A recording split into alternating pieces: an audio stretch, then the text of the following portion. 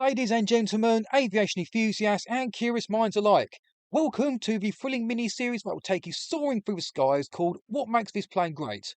In this episode, it's more what would have made this plane great had the Second World War carried on longer, as I'm going to talk about the British twin-engine fighter, the de Havilland Hornet. So what makes the Mosquito's more streamlined little brother great? Well, the first thing that comes to my mind when I think of the de Havilland Hornet is its incredible performance.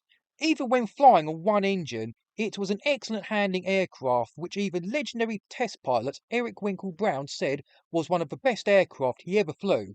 It could fly just as fast as a Dornier Do-335, and it had great range and high altitude performance. It was also a well-armed aircraft with four 20mm cannons, and was capable of carrying a 1,000-pound bomb under each wing or four 60-pound rockets under each wing. The fact that it was a great handling aircraft that could fly over 470 miles an hour easily puts this fighter in the same class as other fighters like the Grumman Bearcat and Tigercat and Hawker Sea Fury, in that it was an aircraft that represents the pinnacle of piston engine fighter technology and performance, and the Hornet is faster than all three of them aircraft I just mentioned. Also, like the three other late fighters I mentioned, the Hornet was a top performing aircraft that never really got to show its full combat capabilities. I think the Hornet was originally made with performing long range missions and taking on Japanese aircraft in the Pacific theatre in mind. As we know, Japan surrendered and the Second World War ended before the Hornet entered service.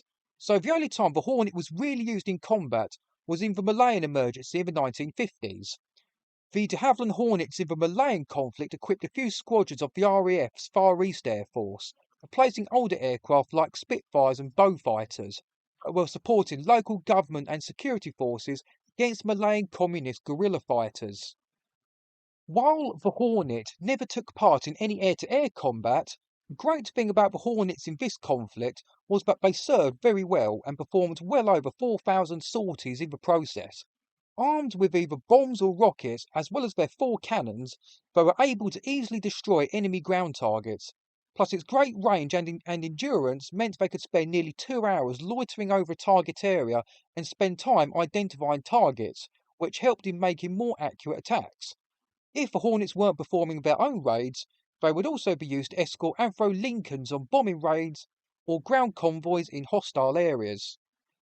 Another notable time the RAF dispatched Hornets was when that Cathay Pacific Airways C-54 Skymaster was shot down and had to ditch in the South China Sea, where they helped with the search and rescue for survivors.